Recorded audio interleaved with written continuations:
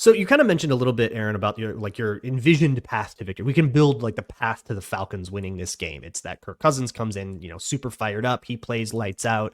He's dialed in. He's hitting things in rhythm over the middle of the field, like vintage Kirk, like Kirk was doing right before he got hurt in Minnesota. Like we were kind of, our last memory of him was him in this like total like all cylinders mode.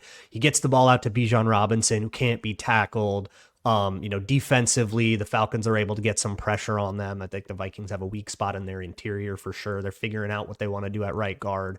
They've got Dalton Reisner in there right now. We'll go with shaky. Blake Brandel is also kind of a week-to-week proposition. So both the guards, you're attacking that. You're hitting them up the middle. Like that feels like the path to victory for the Falcons. Do I have that?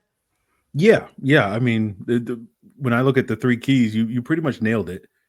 You got to have some answers for Brian Flores, and we'll see what interesting wrinkles Zach Robinson can come up with. I think pressuring Sam Darnold is a big part. They had some success last week. They had 5 sacks, and previously they had like 10 sacks for the entire season. So maybe that's a trend that can continue, especially with the interior. I liked some of the blitzes that Arizona was throwing at Minnesota, and I want to see some of that aggressiveness. And then we talked about it earlier with the turnovers.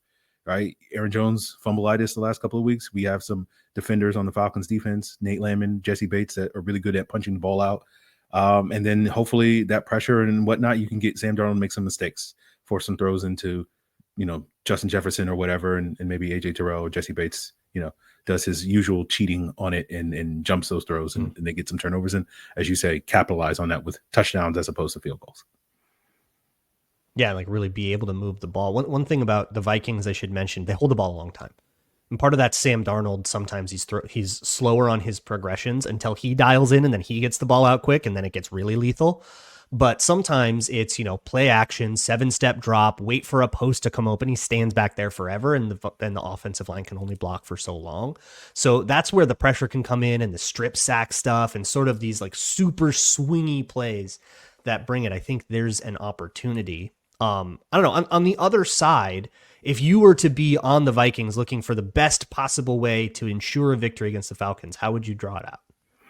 I'd throw I'd beat Brian Flores and I just throw a lot of blitzes at him because Kirk's not going to be able to move. So if we want him to, get the ball out quickly and clamp down on those underneath throws and whatnot, and force him to, hit those hot reads that, as you say, has been inconsistent hitting, that would be one strategy for that.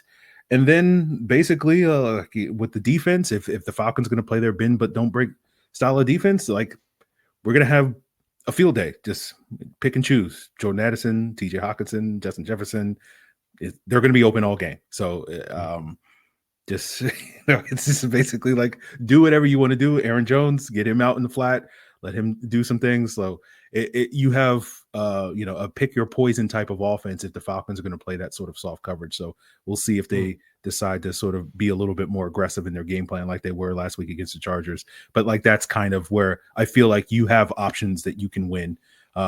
Theoretically, Justin Simmons had a good game against TJ Hawkinson last year when he was with the Broncos, covering him. We haven't really seen a Justin Jefferson. We haven't. He was hurt last year. But Jordan Addison had a good game in that game. Hawkinson had a good game since his rookie year then, huh? Which was I think the first Raheem Morris game. The interim head coach. Yeah, you're right. Right. But Kirk threw like 3 picks in that game, didn't he? Yeah, it was one of the worst Kirk Cousins games of his time in Minnesota. Yeah. How was he with the next week, Luke? Oh, gosh. I don't think he was bad. I don't remember. No, he went into a bye, and then they came out and beat the 2021 or 2020 Packers NFC Championship. Like they were like 14-2 that year, and we were one of the 2. They went into Lambeau and won that game, and then he like pulled it together. Okay, well, all right. Needed the bye to relax on that one, but that's what I'm saying. Like it this absolutely, like the second you think you've got him pegged. He's going to do something that you didn't think he was going to do anymore. You cannot be a prisoner of the moment with Kirk Cousins. You'll be wrong a lot. A question I had on one of the things you said there with the blitzes and Kirk Cousins being like a statue in the pocket, right? We're very familiar with that, but how are the tackles, especially the left tackle around the blind side? Because sometimes you can get a strip sack that way.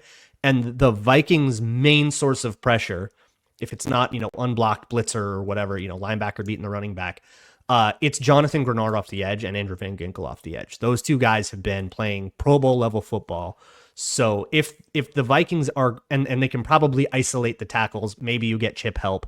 But you can, that also sort of contracts your offense in a way the Vikings would be happy with. So how are the tackles? Can they handle those challenges? It'll be interesting because Jake Matthews typically struggles against power. If you just bull rush him, you can sort of collapse the pocket. Caleb McGarry typically struggles against speed. So if you just, try to bend the edge. So we got a power guy and a speed guy. So that's fascinating. So like you have an opportunity if you can get those guys matched up. McGarry's been a little bit more susceptible to power this year because he's been dealing with a knee injury. And so he just doesn't have as strong a base. So you can kind of go through him before now than you could before. So the tackle play has not been a major issue, but at times it'll show up. There's been a bunch of times the last couple of weeks, especially, where they will give up a pressure at the inopportune time, and that will lead to a Kirk Cousins fumble. Fortunately for the Falcons, they've recovered a lot of those fumbles, but he has fumbled the ball quite a bit this year because of he'll him do not that. being able to move in the pocket and all that stuff. Yeah, and the way I don't know if he's changed this. This is something he said in a clinic like 5 years ago.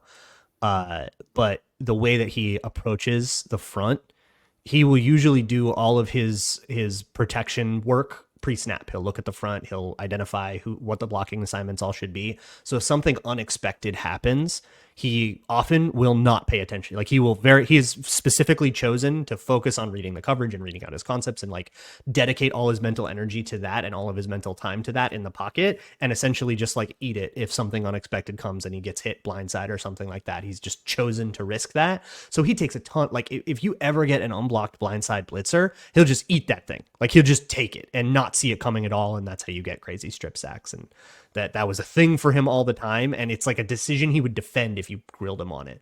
But obviously that's an opportunity. He just thinks it's worth it. Yeah. We've seen a little bit of that this year. Yeah. I don't know. I feel like this has just become the Kirk Cousins episode, but that's probably appropriate. Well, it's all we're talking about in Locked On Falcons. So, Yeah.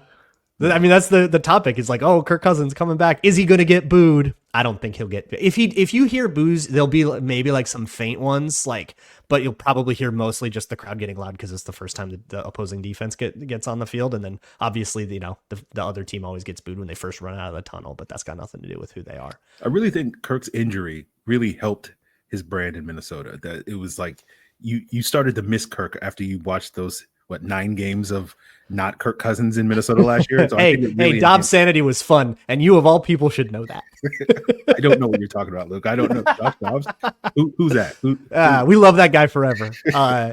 But it helped that he went out on like 2 of his best games, like the San Francisco Monday Night Football, upsetting the eventual Super Bowl 49ers. And then going into Lambeau and just dunking on the Packers before he tears his Achilles. It was like, God, he was just figuring it out, as though that wasn't going to crater like it always does after October, but I digress.